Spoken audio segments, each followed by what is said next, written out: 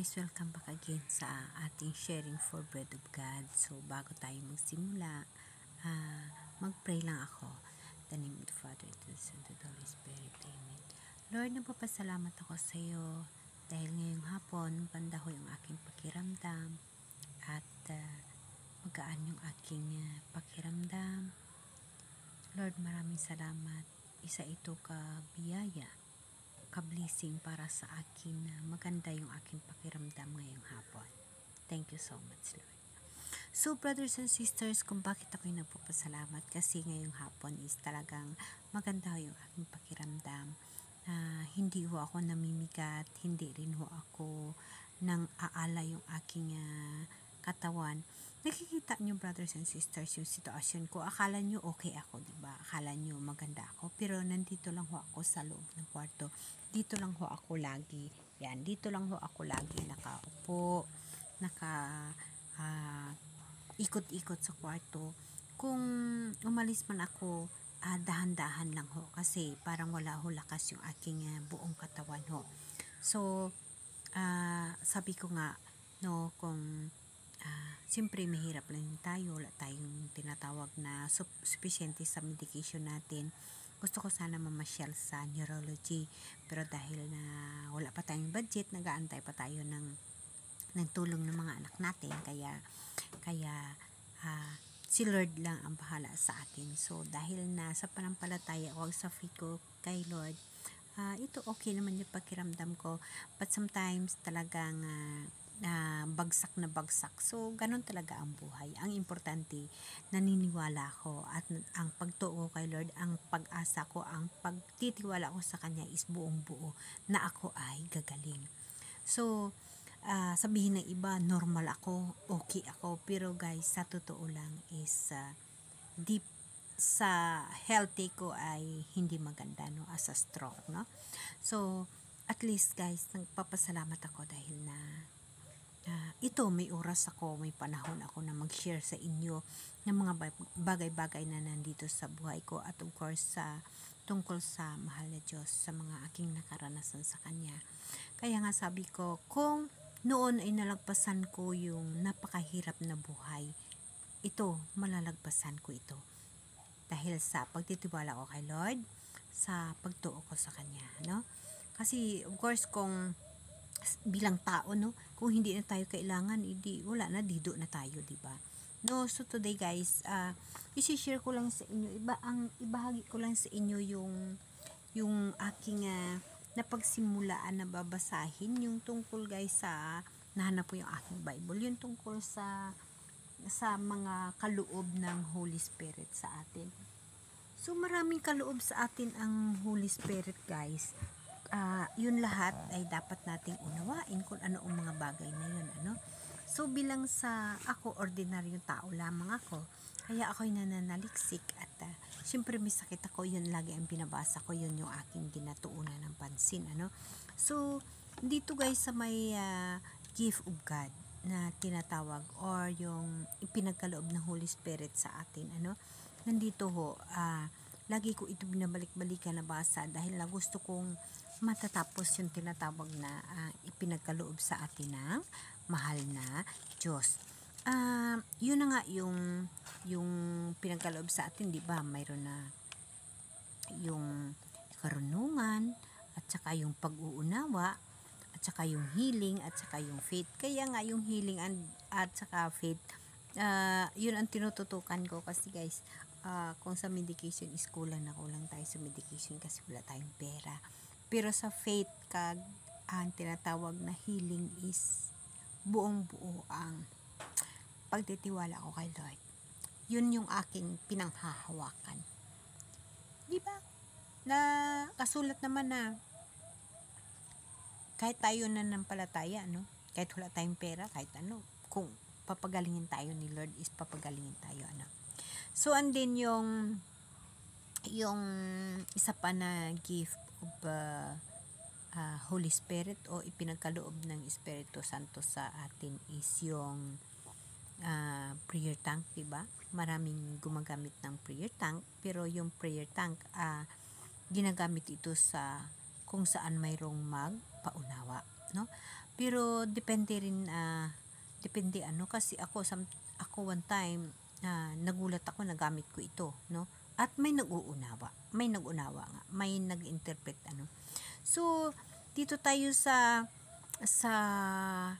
tinatawag na sa Corinto 12, sa chapter 12 verse 12, dito nakalagay yung sapagkat si Kristo tulad ng isang katawan na may maraming bahagi, bagamat binubuo ng iba't ibang bahagi, iisa pa ring katawan, no? Sa verse 30 naman, tayong lahat, maging Hudyo o Grigo, alipin man o malaya, ay binautisuhan sa isang espiritu upang maging isang katawan. Tayong lahat ay pinainom sa espiritu, sa iisang espiritu. And then sa verse 14, ang katawan ay binubuo ng maraming bahagi at hindi ng isang bahagi lamang. Totoo yun. Di ba sa katawan natin, maraming bahagi. Mayroong mata, tainga, bunganga, paa, kamay. Di ba? Di ba ang lahat na yun dapat magtulungan, dapat sila magtulungan kasi hindi pwede gagamitin yung kamay pag wala ang paa, ang mata pag wala ang bunganga. So dito nakasalala yung sinasabi na tayong manampalataya. Marami tayong mga relihiyon, di ba? Napakarami yung relihiyon sa mundo, napakarami ho. Pero ang lahat naman ho yun ay isa lamang ang direksyon, iisa lamang ang alaya natin, si Jesus Christ, no? Kaya ang mga lahat na yun, bawat isa sa atin, mayroon kanya-kanyang tinatawag na binigyan ng gift ng mahal na Diyos. Kagaya mayroon reliyon na napakagaling ho magpaunawa ng nakasulat sa Bible o magbasa ng Bible, napakagaling ho magpaliwanag, may reliyon na ganyan. May reliyon din ho na ginagamit nila yung prayer tank, 'di ba? Mayroong reliyon na ganun. Mayroon din reliyon na nanggagamot, no? May merong mga ganyan. So lahat ho na yan is iisa lang ho yung katawan yan, si Jesus Christ, no? Si Jesus Christ. Sa akin, bilang ako'y ultimo na tinatawag na nanampalataya, ultimo na tinatawag na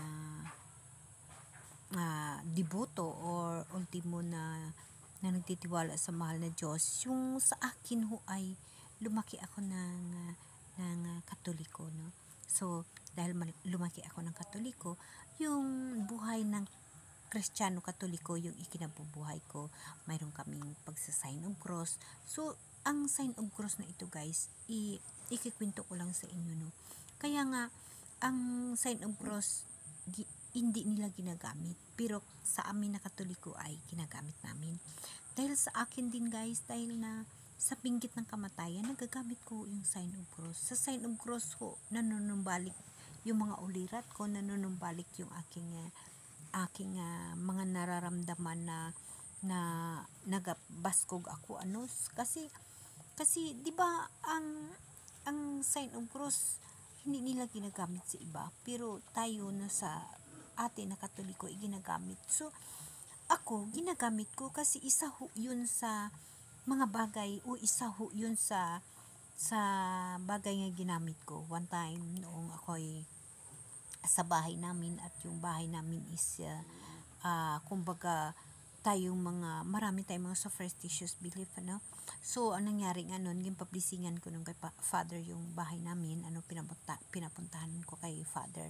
So before noon na hindi pa ako nakapunta kay Father, na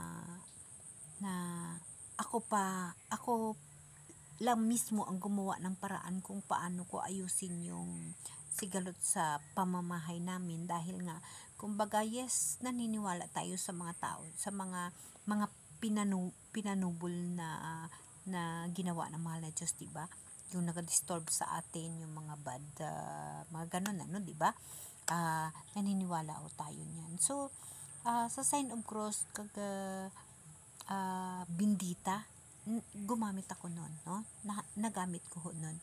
And then nagpa-blessing ako ng bahay. So simula nun ay na wala yung mga ganong bagay, no?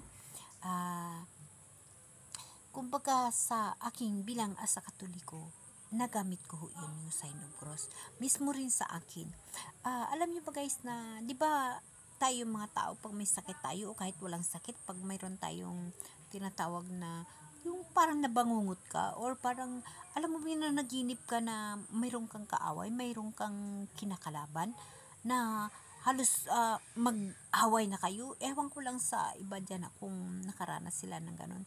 Kung naranasan yung something ganun, yung natutulog ka, nakikipag-away ka doon, sasabihin nga nila aswang no, something ganun, no.